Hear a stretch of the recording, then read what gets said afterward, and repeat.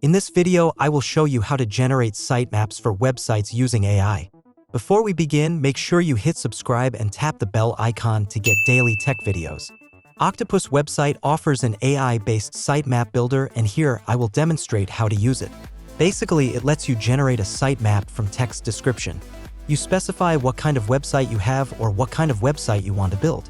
It will then give you the sitemap accordingly that you can save and share with others. Let's get started. To use this, you don't really need an account. Just go to its website using the link in description. In the box, you need to enter the text prompt to define what kind of website you have. Describe the different pages, categories, and other links on the homepage. Submit the details and then wait for it to draw a sitemap for you. It will automatically show you an AI-generated sitemap. You can edit the nodes visually here and then save the changes. For your generated sitemap, it gives you a unique URL. You can use this URL to share the sitemap with others too.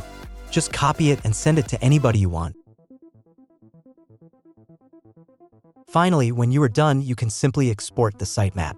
Click on the download button and then save the sitemap as an XML file. This is it. This way, you can now easily build a sitemap using AI. If you found this video helpful, then check out more tech videos on our channel.